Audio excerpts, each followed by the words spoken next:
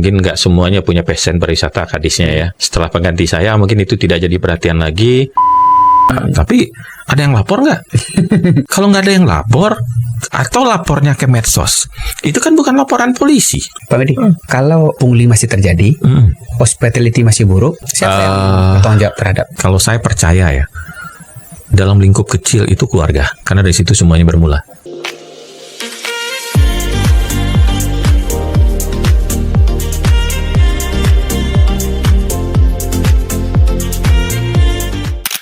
Pariwisata Sumber saat ini sedang tidak baik-baik saja. Ada 3 poin ini yang jadi pembahasan di sosial media. Ada yang pertama ada hospitality-nya, yang kedua pungli, dan yang terakhir itu kebersihan. Oh ya, Tasya. Sebenarnya di podcast sebelumnya kita udah diskusi dengan Pak Ian ya. Pak Ian cerita banyak ke kita dan juga relate sebenarnya dengan apa yang terjadi di lapangan. Tapi pariwisata Sumbar itu pernah jadi contoh. Saya pernah baca majalah Tempo dulu, sekitar tahun berapa ya, saya lupa tahunnya. Tapi waktu itu di majalah Tempo menulis soal kota Sawalunto yang berhasil dari kota mati. Dia kan kota tambang mati gitu, karena orang-orang berpindah kan. Kemudian disulap menjadi kota pariwisata dan berhasil menjadi wisata nasional. Nah, Pantai Padang juga sebenarnya. Pantai Padang itu dulu kalau kamu pernah ke Pantai Padang, dulu itu banyak tenda ceper tuh. Tenda ceper. Tempat wisata tuh kata lainnya maksiat waktu itu. Kemudian datanglah salah seorang kadis waktu itu yang dari Sawalunto tadi menyulap Pantai Padang menjadi bersih, tertata. Itu nggak salah di tahun 2015 itu. Jadi kita pernah sebenarnya berhasil mengelola pariwisata itu dengan orang yang sama. Nah, pernah berhasil, langsung di depan kita datang mantan kadisnya ya. Selamat datang Bapak Medi Suhandi. Selamat datang. Assalamualaikum warahmatullahi wabarakatuh. Waalaikumsalam warahmatullahi wabarakatuh. Bisa cerita nggak Pak Medi, apa yang terjadi sebelumnya di Sawalunto dan kemudian apa terjadi sebelumnya di Pantai Padang waktu itu? Tapi saya mau bikin satu garisan ya. Saat itu saya bisa disebut teknis sebagai pelaksana kepala dinas pariwisata. Jadi kepala dinas itu ya levelnya teknis ya, bukan kebijakan. Intinya itu tadi, CEO-nya dalam ini adalah kepala daerah. Komitmen CEO. Jadi Pak Amran periode 2003-2013 fokus ke pariwisata dan pariwisata yang tidak ada di tempat lain. Pak Mahyildi juga punya komitmen besar. Wali kotanya waktu itu Pak Mahyildi, gubernur sekarang. Gubernur. Jadi saya mendaftar dari Sawalunto ke Kota Padang, saya nggak kenal sama Pak Mahyildi sama sekali. Nggak kenal sama sekali. Tapi saya bilang kalau saya jadi kadis, saya bersihin Pantai Padang. Ya, kenapa? Saya nggak sebut tenda ceper waktu itu. Saya bilang ke beliau, ada wisata minat khusus dalam tanda kutip. Nah, yang membuat Landmark Padang, Pantai Padang itu Landmark Padang dan juga menjadi objek wisata strategis nasional. Jadi hanya ada 3 objek wisata strategis nasional. Jadi kalau di Indonesia itu sekitar lebih kurang 36-an. Di Sumatera Barat itu ada 3. Pantai Padang di Padang, Istana Bahasa Pagaruyung, Jam Gadang. Nah, kemudian saya bilang ini tempat yang paling dihindari, yang seharusnya tempat yang paling diminati. Jadi kalau Bapak percaya saya bereskan. Bapak membawa visi waktu itu ya? Iya. Tapi apa yang terjadi di Pantai Padang waktu itu, Pak Medi? Oh iya, itu wisata minat khusus dalam tanda kutip. Saya nggak sebut tenda ceper. Nggak sebut maksiat, tapi wisata minat khusus dalam tanda kutip. Ya karena kita karena kita kan penikmat pariwisata ya, kita tahu lah gitu. Waktu itu tenda ceper orang Padang tahu lah ya. Tapi orang paham lah. Kalau dalam tanda kutip biasanya kan negatif kan. Iya betul. Tapi bisa nggak spill nggak Pak Medi? Waktu itu parkir nggak terurus. Ya. Tenda ceper bertebaran di mana-mana. Visinya juga nggak ada waktu itu. Benar nggak waktu itu kondisi seperti itu? Oh, visi ada. Karena ditempatkan menjadi visi Pak Mahyildi di dalam keterpilihan beliau sebagai kepala daerah. Tapi cara melakukan, seperti kebingungan bagaimana mengatasi PKL, tenda ceper, itu seperti kebingungan bagaimana.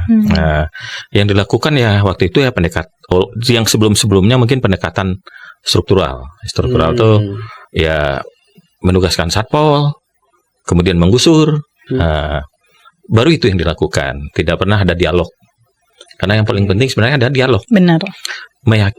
tugas paling susah itu sebenarnya bukan menggusur dan menertibkan, enggak.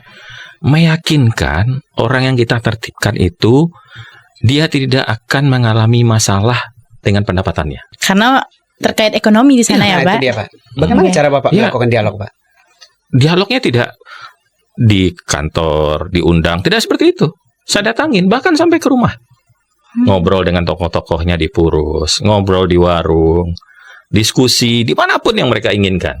Karena kalau mereka kan sudah a priori itu, kalau sudah diundang ke tempat kantor pemerintah, kita akan ditekan nih. Nah, kita yang datangin, kita yang bicara, nggak harus bawa pasukan, cukup dengan 1-2 orang teman. Dan itu sebenarnya pengalaman yang saya alami di Sawalunto, yang saya terapkan di Kota Padang. Jauh lebih berat di Sawalunto. Karena yang saya hadapi tambang liar. Iya. Sama-sama menertibkan juga. Tapi saya datangin. Bagaimana pedagang dan pelaku ekonomi di sana yakin dengan dialog yang Pak Medi lakukan? Saya sebenarnya mengajukan perubahan perda. Karena pasar itu kan bertemunya pembeli dan pedagang kan. Benar. Nggak bisa hanya ada pedagang saja kan. Ketika PKL tercipta, apakah salahnya salah satu pihak atau salahnya dua pihak? Dua pihak dong. Nah, terus kenapa pedagangnya aja yang disalahin? Saya pasang lebih 25 CCTV sepanjang 4 kilo. Di Pantai Padang nih ya, Pak? Di Pantai Padang. Ada pos di situ. Karena saya waktu itu minta dilakukan perubahan perda, jadi yang didenda itu adalah pembeli. Dan itu dilakukan ketika penertiban alun-alun, dan sampai sekarang masih berlaku. Alun-alun Kota Bandung oleh Pak RK. Nah, terlepaslah dari kondisi Pak RK ya. Tapi itu ada ide yang sangat menarik, ada di perdanya Kota Bandung. Didenda 1 juta bagi pembeli yang berbelanja di tempat terlarang. Tertib. Sepanjang ada yang beli, pedagang itu mati pun mau dia berjualan di situ. Jadi yang salah siapa? Kan kita nih ribut nih di viral. Iya, logika terbalik. Kita masukin ke media sosial. Oh, Pantai Padang nggak rapi. Pada PKL di atas trotoar, kita belanja di situ. Nah, karena pakai CCTV, saya Mbak pakai baju merah, Mbak yang baju merah, jilbab pink, mohon dong jangan belanja, capek dok. Kan merasa malu. Ya, ada petugas saya siagakan hampir 15 jam sehari, dari jam 8 pagi sampai jam 10 malam. Mereka di mik. Pantai Padang saya bikin seperti itu dulu, tapi nggak tahu sekarang masih ada. Sekarang kayaknya nggak ada. Tapi jadi harus dilatih gitu. Wisatawan kita, masyarakat kita tahu hak dan kewajibannya. Bukan hanya marah-marah nuntut aja, tapi kewajibannya apa? Kan membuat suasana tertib. Tertib itu ya datang dari dia. Di mana belanjalah di tempat yang diizinkan. Bagaimana cara menertibkan pedagang kalau yang berbelanjanya banyak banget? Betul. Kan susah betul. Jadi masuk akal juga ya Bang, ketika kita dapat insight juga nih dari Bapak yang sudah melakukannya. Itu yang saya lakukan dulu. Benar. Kemudian juga dipraktekkan di Pasaraya oleh Pak Enrizal. Pakai mic juga, pakai toa besar. Bagi pembeli yang nggak patuh, dipermaluin. Diinfokan. Oh, ibu yang baju kuning, jangan dong berbelanja ke pedagang yang di situ. Kan malu tuh. Cocok gak di Sumbar yang seperti itu Pak? Marah orang nanti Pak. Gak apa-apa. Daripada kita menggusur pedagangnya, padahal kita nggak tertib nih. Ini logika berbeda nih yang kita lakukan sekarang. Menertibkannya dua pihak. Iya. Pedagang dan pembeli. Yang tadi itu Pak Medi yang di Pantai Padang itu berapa lama Pak Medi berhasil membangun dialog dengan pedagang dan tenda ceper tuh waktu itu bersih loh. Iya. Kemudian hampir terus menerus itu bertemu dengan mereka itu 6 bulan pertama saya menjabat ya. 6 bulan pertama saya ketemu gitu dimanapun saya yang datangin. Karena itu cara menyentuh bahwa melihatkan keseriusan kita. Tapi apa titik tengahnya Pak Medi antara menyatukan keinginan pemerintah dengan keinginan pedagang? Paling sulit itu yang saya sebut tadi. Bukan keinginan, meyakinkan mereka bahwa mereka tidak akan berkurang pendapatannya. Itu kan butuh pembuktian. Iya. Harus bisa kita meyakinkan. Tugas pemerintah itu bukan hanya menertibkan, mensejahterakan. Boleh tahu Pak Edi, apa yang Pak Edi ditawarkan? Iya. Sampai mereka yakin. Kesejahteraan apa yang Pak Edi ditawarkan? Masih ingat kantor pariwisata Padang itu ada di mana? Depan Masjid Al-Hakim. Masjid Al-Hakim. Itu bukti pengorbanan. Ketika kami gusur di depan Masjid Al-Hakim, mulai dari Muaro sampai di depan Ajendam itu, Masjid Al-Hakim sekarang sampai ke dekat Hang tua. Saya bukan dipuji-puji itu berhasil oleh masyarakat. Wah, hebat Pantai Padang bersih. Tapi tahu nggak di belakang itu apa? Ada yang nggak bisa beli beras. Tapi masyarakat kan ngelihatnya, oh Pantai Padang bersih. Tapi dampaknya kan nggak tahu. Ada orang yang nggak bisa beli beras. Ada anak yang putus sekolah. Saya waktu itu kena sekali perasaan saya ketika ada anak kecil kelas 5 SD, dia nongkrong depan kantor saya. Sepertinya ada yang dia tunggu. Kemudian saya tanya, ngapain kamu? Nggak bisa pulang om. Kenapa? Saya nggak ada uang. Bokap saya nggak jualan lagi. Hanya gara-gara 5.000 dia nggak sekolah. Nggak bisa pulang ke rumahnya. Saya benar-benar kaget waktu itu. Menjelang maghrib, saya nangis tuh. Kok saya dipuji-puji oleh orang, tapi saya membuat orang melarat. Membuat orang miskin. Akhirnya ketemu sama Pak Mahyildi, saya bilang, saya nggak sanggup kalau bekerja seperti ini. Saya akan sanggup di demo, dilempar, saya masih bisa hadapi. Tapi kalau gara-gara saya orang miskin, orang melarat, saya paling takut sekali. Berdoa di tengah malam, ngadu kepada Allah, hancur saya. Terus apa kata Pak Buya? Saya kasih kantor dinas pariwisata ke semua pedagang. Saya pindah ke sebuah rumah kecil. Jadi kita pindah kantor. Pindah kantor ke belakang dinas peternakan. Yang dulu rumah bekas ketua DPRD yang nggak kepakai karena masuk gang. Nah, jadiin kantor dinas pariwisata. Bersempit-sempit. Kita kasih kantor dinas pariwisata itu ke pedagang tempat berdagang. Jadi mereka berdagang, mereka nggak mengotori pantai. Tapi mungkin ketika mereka pindah tempat berdagang, benar lebih tertata ya Pak, disiapkan ya? Awalnya tertata, tapi setelah ya mungkin nggak semuanya punya passion pariwisata kadisnya ya. Setelah pengganti saya mungkin itu tidak jadi perhatian lagi, kemudian kacau lagi. Tapi sekarang sudah mulai pulih lagi, sudah dibantu sama BI, dibantu sama BNI, sudah bagus lagi, sudah mulai membaik. Ya ini kan sebenarnya ibarat rumah nih. Kalau rumah itu memang dijaga terus, dibersihkan terus, pasti rapi terus. Tapi kalau sampahnya dibiarin, baju nggak dicuci, dilempar sembarang tempat, nggak ada yang mengingatkan, kayak ibu rumah tangga gitu ya, ya pasti rumahnya juga pasti menurun kualitasnya. Iya. Oke. Tapi Pak Medi, di Pantai Padang itu kan yang punya ekonomi itu kan nggak pribadi, misalnya Kak parkir. Kalau parkir itu biasanya kan ada yang ngelola tuh. Benar. Nah, misalnya Kak tenda ceper, bukan orang pribadi mungkin yang punya. Kalau itu ada beberapa kelompok. Tidak perusahaan, pribadi. Jadi sudah Pak Medi petakan kalau parkir juga, yang pungli itu juga nggak ada yang organisir itu. Itu pribadi itu. Pungli pribadi? Iya, tidak terorganisir itu. Tapi ini kan terkadang dia bukan petugas parkir, nongkrong dan lewat di situ. Kemudian nampak kesempatan untuk bisa melakukan pungli, pemalakan, ambil kesempatan itu. Gitu. Tapi kalau petugas resmi saya tidak menemukan. Tapi jumlahnya banyak loh Pak. Iya. Saat ini sih oknum sih sebutannya ya Pak. Ya. Untuk. Tapi saya jamin itu bukan organisasi. Oke. Karena saya selama menjabat 4 tahun lebih ya di Kota Padang itu tidak menemukan, itu bergerak sendiri-sendiri, tidak terorganisir. Artinya lebih gampang netip kan jadinya, Pak? Sangat gampang. Tapi ada yang lapor nggak? Kalau nggak ada yang lapor, atau lapornya ke medsos, itu kan bukan laporan polisi. Benar. Aparat penegak hukum kesulitan. Bagaimana memprosesnya secara hukum? Laporan polisinya nggak ada. Laporan polisi kan datang ke kantor polisi, datang ke pos polisi, dibuat berita acara, pemeriksaan, ditangkap itu, kemudian bersaksi di pengadilan sebagai korban. Kalau proses itu nggak dilaksanakan, bagaimana dilakukan proses hukum? Karena polisi boleh menahan, setahu saya, hanya 1 kali 24 jam. Kalau nggak ada laporan hukum, polisi terpaksa melepaskan. Kalau itu kan nanti si pelaku punglinya tambah pinter dong. Ini nggak akan ada yang lapor ini, nggak ada yang mau capek-capek ini. Viral doang ini. Kalau sekarang kan pola seperti itu Pak.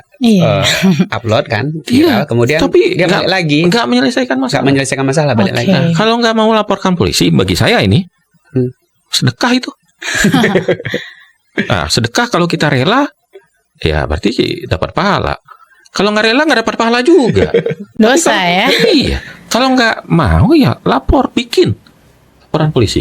Nanti kalau laporannya banyak, polisi sanggup ya Pak? Pastilah. Kalau punglinya banyak misalnya. nggak akan lebih banyak daripada orang nggak pakai helm. Ini kan bentuk informasi yang harus disampaikan ke masyarakat. Dulu saya bikin baliho besar, saya masih ingat. Ya, balihonya juga agak nyeleneh gitu ya. Kalau Anda merasa dirugikan, lapor kepada posko. Kita juga dekatkan posko polisi, bikinkan posko polisi di Cimpago itu. Tapi kalau enggak, ya ikhlaskan jadi sedekah. Itu aja gitu ya Pak. Sesimpel itu sebenarnya. Ngajak masyarakat untuk sadar untuk ya. Sadar hukum. Sadar hukum. Nah, itu penting. Itu yang paling penting Paling sebenarnya. penting kita sadar hukum, apa kewajiban dan hak kita sebagai warga negara. Mungkin netizen ini Bang, dia tuh maunya tuh sanksi sosial gitu Pak. Karena rasanya tuh lebih besar dampak sanksi sosial Mempan sepertinya. nggak sama si itu? Sepertinya tidak ya. Pemalaknya nggak punya medsos, dia nggak baca. Oh gitu. Terus gimana dia tahu? Iya ya Bang. Iya. Bener juga ya. Mana dia ada tahu? orang punya medsos sekarang, Pak? Bisa jadi.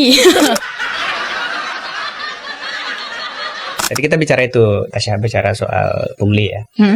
Tapi Pak Ian juga pernah cerita soal hospitality. Menurut Pak Medi, masyarakat Sumbar nih bisa nggak hospitality? Itu butuh penelitian ya. Karena kita kan Pak Medi gimana? adat basandi sara basandi kita bola. Kita beradab gitu ya. Kita kalau kita ke kampung-kampung, cara orang menjamu kita itu kan sangat baik ini. Ini mungkin karena di kota-kota besar itu sudah mulai kabur. Tapi tugas pemerintah itu ya harusnya bisa membuat masyarakatnya itu. Dulu kan ada jargonnya Sabta Pesona tuh. Nah, itu memang giat kita latih. Kita ya bukan diundang ke hotel, bukan diundang ke kantor, tapi datang ke tempat mereka. Kayak belusukan gitu ya. Iya. Mengingatkan bagaimana sih menata tempatnya yang baik, yang bersih dan orang datang. Kemudian bagaimana cara mereka membuat mereka patuh tapi tanpa harus datangin Satpol PP. Itu dulu saya bikin stiker. Bikin stiker itu kalau mereka mau tertib, mereka mengurus izin, mereka membayar pajak, mereka membuat daftar harga, mereka bersih yang direkomendasikan oleh Dinas Kesehatan dan Dinas Lingkungan Hidup. Kita kasih stiker bertulis besar tuh, direkomendasikan. Recommended. Warnanya oranye menyala lagi kan. 1 meter ukurannya. Dan diatar langsung oleh wali kota. Saya juga nggak mengira dampaknya luar biasa. Karena akhirnya banyak yang patuh bayar pajak. PAD-nya meningkat. PAD dalam waktu 3 tahun itu dari 17 miliar ya. Sampai 110 miliar. Di PAD pendapatan kedua tertinggi dari nggak dianggap. Iya. Waktu itu memang kunjungan Padang tinggi sekali saya lihat. Ya, kalau kita bicara pariwisata ini kan butuh strategi nih. Ada marketing di situ. Jadi pariwisata ini bukan bicara tugas hal yang biasa. Jadi ada strategi marketing di situ. Ada manajemen strategis bagaimana memanfaatkan peluang-peluang di sekitar kita. Jadi saya sebut dulu itu ada hal-hal yang kami mangsa sebenarnya. Karena saya pernah jadi jadi mangsa. Kemudian berakhir di Padang saya jadi pemangsa. Aduh, gimana tuh Pak? Ada yang booming kan? Ada yang booming pariwisatanya Mandeh. Punyanya pesisir selatan. Sahabat saya waktu itu kadisnya yang sekarang Kepala Bapeda Sumbar, Pak Zernihan. Kan lagi booming banget tuh Mandeh. Era Jokowi awal. Ketika Jokowi, apalagi dikunjungin Jokowi. Saya hanya bikin flyer, bilang 40 menit dari Padang. Nah, saya bilang kalau nginep di Padang nanti makan malamnya dengan wali kota. Orang bukan masalah ditraktir makan malam, tapi orang bangganya makan malam dengan wali kota. Dia lagi di Mandeh, sore-sore nanti makan malam dengan wali kota. Itulah yang bikin hotel-hotel penuh di Padang. Kemudian danau di atas. Bahkan tempat saya dulu bekerja di Sawalunto, cuma kita bikin 1,5 jam, 2 jam di leaflet kita. Jadi Padang ini berfungsi kayak hub gitu kita bikin. Nah jadi kalau dari Bapak Medi tadi bilang strateginya juga harus dipikirin, marketingnya juga. Betul. Nah tapi yang jadi problem itu yang saat ini nih Pak, potensinya sudah ada ya seperti kita tahu barang-barang. Nah itu pengelolaannya. Sekarang kan udah viral nih. Iya. Baik buruknya pokoknya dia viral deh. Iya. Dia nempel di pikiran orang. Ada pariwisata loh. Kita harus bikin kan disebut keberhasilan itu butuh momentum. Kita harus bikin momentumnya.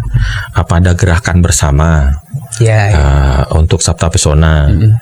Benar-benar semua masyarakat kita itu paham bahwa hidupnya itu dari kunjungan orang. Kayak di Bali itu. Di Bali itu sadar banget tuh. Mereka takut banget berbuat hal-hal yang membuat orang benci Bali. Benar. Mereka sangat hati-hati. Itu harus diciptakan. Jogja juga seperti itu sekarang. Iya.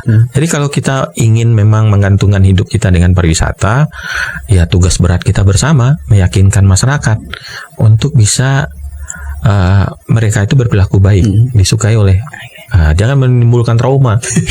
Karena kalau timbulkan trauma, sebenarnya harus diyakinkan juga, bukan pemerintahnya yang rugi, masyarakatnya kehilangan pendapatan. Betul. Pak Medi, kalau pungli masih terjadi, hospitality masih buruk, kebersihan juga tidak bagus, itu sebenarnya apa yang terjadi, Pak Medi? Siapa yang bertanggung jawab terhadap? Ya, kalau bertanggung jawab ada di situ unsurnya pemerintah. Tapi sebenarnya kalau saya percaya ya, dalam lingkup kecil itu keluarga. Karena dari situ semuanya bermula. Kalau semuanya diberesin di ujungnya oleh pemerintah, seberapa mampu sih pemerintah? Duit pemerintah ini juga ada batasnya.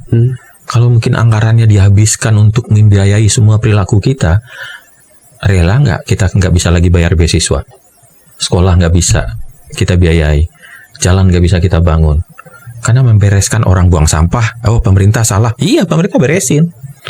Oh, orang pungli, ya udah dijejerin satpol sama pemerintah. Karena akibat perilaku ini. Iya, betul. Anggaran pemerintah itu kan terbatas, dapatnya kan dari pajak. Mau nggak anggaran dinaikin dengan pajaknya naik? Enggak kan? Nggak mau. Tapi karena memang kebutuhannya meningkat, karena perilaku kita, otomatis pajaknya naik. Saya itu berpikir seperti ini. Ketika saya masuk 2015, itu Satpol PP Padang itu 250-an orang. Kemudian berakhir di 2018, kita kan koordinasi nih. Saya kan sering minta BKO ke Satpol. Itu lebih dari 550. Selisihnya itu hampir 300 kan. Kira-kira itu berapa panjang jalan ketika dijadikan gajinya untuk bangun jalan? Berapa beasiswa yang bisa dibayar? Berapa ruang kelas baru yang bisa diperbaiki? Dari anggaran yang seharusnya nggak ada. Tapi kan kita jarang berpikir seperti itu. Pokoknya yang salah pemerintah. Pemerintah pasti beresin, pasti. Cuman kira-kira ada nggak duit untuk sektor lain? Yang seharusnya kan tanggung jawab kita. Tanggung jawab kita orang tua loh. Ketika semuanya dilepas, anaknya baru tamat SMP nggak pulang, ya cuek aja. Akhirnya kan polisi harus piket. Kalau kayak gitu damai kali dunia jadi. Betul. Kalau dikembalikan ke keluarga ya. Betul. Di negara lain itu nggak terjadi. Saya waktu itu sempat ditugaskan ke Hidelsem, maka saya berpikir seperti itu. Ketika saya menginap di sebuah motel dekat alun-alun kota di Hidelsem. Hidelsem ini ada kerjasama dengan Kota Padang. Jam 7 pagi rame kayak pasar kaget di alun-alun itu. Jam 12 bersih, air tumpah pun nggak ada. Nggak ada juga satpol, nggak ada juga petugas kebersihan. Semuanya diberesin sendiri. Mahasiswa naik Transpadang bayar nggak? Bayar. Iya. Di sana nggak, naik kereta api saya bayar 800.000. Dia cuma naik liatin kartu mahasiswa, nggak bayar. Kemudian ada teman saya ninggalin orang tuanya, dia orang situ, ninggalin orang tuanya di apartemen, umurnya lebih 90 tahun. Kayak nggak punya otak gitu ya. Iya. Terkesannya. Saya marahin itu. Okay. Tapi dia bilang, negara saya udah jamin. Karena nanti ada petugas sosial yang ngecek kesehatannya, yang ngambil laundry-nya. Dia cuma masukin ke aplikasi, negaranya bisa bayar itu. Iya. Karena negaranya nggak bayar perilaku warganya lagi. Nggak ada lagi petugas Satpol PP yang harus nertibin. Oke. Petugas Satpol PP itu ikutannya mulai dari bajunya, gajinya, kemudian truknya, bensinnya, lembur. Tapi berapa lama kita sampai ke situ, Bang? Makanya panjang. Gimana tuh solusinya? Nggak panjang sebenarnya, harus ada gerakan bersama. Kenapa negara lain tuh bisa? Punya pernah selesai deh, punya Pak. Pernah nggak ngecek ke orang tuanya? Gimana Bang? Saya masih loh, saya kolot loh. Saya teleponin kakak saya, ponakan saya namanya Deva. Pasti setiap Sabtu sore saya telepon. Dia ada rencana kemana? Ada keluar nggak dengan siapa? Karena saya nggak mau dia jadi beban pengeluaran pemerintah. Tapi yang kira Pak Medi itu berapa persen ya dari warga negara? Ini kan saya ajak semua nih. Kita harus sadar bersama nih. Oke, gerakan bersama itu dimulai dari siapa tuh Pak? Kalau misalnya lingkungan yang terkecil keluarga itu aja belum mikir kayak gitu, nah gerakan bersamanya Mulai dari mana? Dimulai dari mana gitu? Iya, ini bagian dari saya ngajak nih. Oke, Bapak. Tapi yang dengar juga harusnya sadar. Harusnya sadar ya. Karena Jangan nyalain aja. kalau misalnya bahwa itu harus diselesaikan oleh pemerintah, yakinlah pemerintah pasti selesaikan. Tapi akibat pemerintah menyelesaikan itu akan timbul biaya. Tuh, saya kebetulan di perencanaan ya, perencanaan dan penganggaran. Tugas perencanaan penganggaran itu hanya menempatkan prioritas dari ketersediaan anggaran. Oke. Bukan menyediakan semuanya anggaran untuk semua kebutuhan, enggak. Anggarannya 10. Ini prioritas yang bisa dibiayai 10 ini apa? Ketika biaya perilaku itu harus dibereskan karena perilakunya makin rusak, tentu hal-hal yang bersifat membangun jadi Diabaikan jadi. diabaikan. Iya. Kira-kira kita sadar nggak itu kondisinya? Saya beradang bilang, ya maaf. Saya akhirnya percaya deh kepada teorinya Charles Darwin. Teori evolusi. Kita manusia bilangnya dari Pithecanthropus erectus, dari monyet, karena ada missing link. Mungkin missing linknya itu di kita kali. Karena di negara lain mereka lupa tuh. Jadi pada akhirnya kita harus berpikir bersama sih Bang. Harus berpikir bersama. Iya. Tapi seberapa banyak sih yang sadar? Ya betul. Itu pertanyaan Pak. Seberapa Iya, banyak sih yang seberapa sadar? banyak. Dan seberapa lama kita sadar? Pokoknya mulai dari diri sendiri, jangan nyalain orang lain. Oke. Makin banyak ini kayak bola salju gitu. Kayak menjadi gerakan. Iya. Oke, menarik ya Bang. Nah, tapi jadinya wisata kita akan seperti itu terus Pak Medi. Enggak, kalau kita ajak, Menanyakan. kalau mereka mau kita sadarkan bahwa makin buruk perilaku mereka terhadap wisatawan, mereka jadi miskin. Oke, kalau saya boleh minta pandangan Pak, menurut Bapak bagaimana perwisata Sumbar sekarang? Pasca era yang Bapak bangun dulu. Asik. Zamannya berbeda ya. Tadi sudah cerita.